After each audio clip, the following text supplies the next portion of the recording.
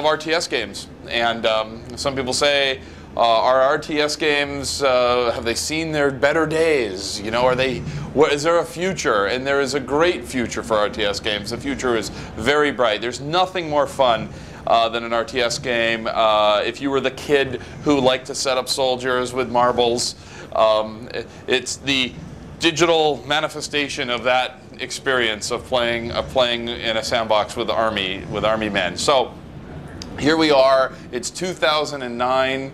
We've got it's a great time to roll out and show you what we've been working on with Supreme Commander 2. The next step in RTS gaming with all kinds of new technologies. Frankly, we sort of started this project out saying, let's really, let's focus on story, let's focus on characters, let's do some stuff with gameplay, all of which we are doing. But invariably, we also had a healthy whopping of technology that we brought to the game as well. So let's go ahead and kick it off and jump right in here. So let's go and let's check out where this arty fire is coming from. We keep sending in more reinforcements. And it's coming from these big Cybran long-range cannons.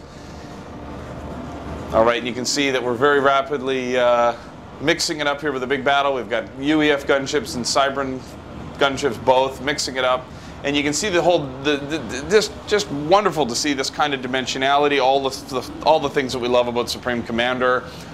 Real-time simulation, every shot calculated in 3D, everything carefully, it's non-determinate, which means we don't know if a shot's going to hit or miss until the simulation actually gets there, just like in SupCom 1 and Forged Alliance. You've got the big ACU, Armored Command Unit of the Supreme Commander coming in here. Lots of new features on the Commander. He's got artillery on his shoulders that you can upgrade, anti-aircraft guns. He's got torpedo upgrade systems. He's got this core dump technology that allows him to protect his base if he's attacked and is going nuclear.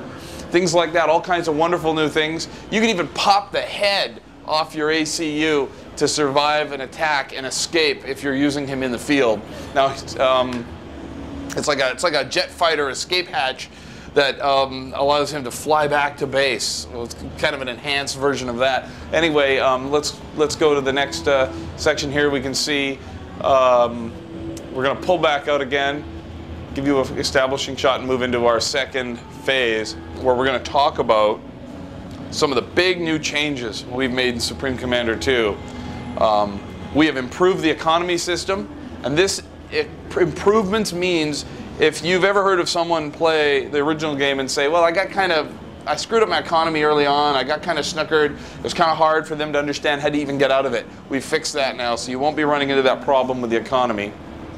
We've also given all the unit factions, the Cybran, the United Earth Federation, and the Illuminate, the story behind the Aeon and the Seraphim and the Illuminate is advanced. Now we have the third faction, which is called the Illuminate. They all have a radically new look. The production value. We experienced a renaissance in production value on Demigod, and we're bringing that over into Supreme Commander 2. Here you can see the mass extractors. If you played any Supreme Commander, these are like just fantastic compared to what you saw. We have our aircraft and our vehicle factory. Steve, do you want to go ahead and build a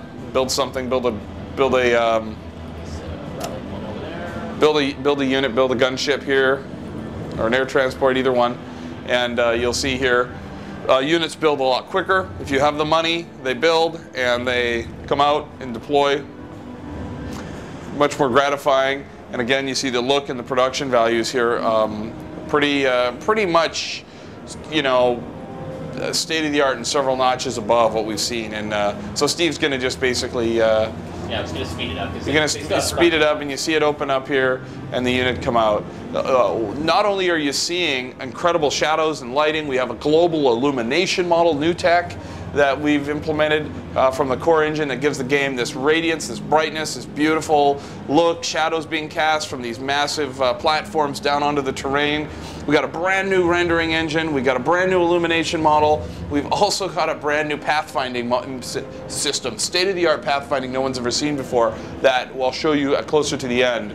Now, something else we're going to go into is our research. Now, the thing that made Supreme Commander 1 a little clumsy is that you had Tech 1, Tech 2, Tech 3, and it meant that early in the game, if you built a lot of Tech 1, if you built a lot of Tech 2, they weren't useful in the last part of the game.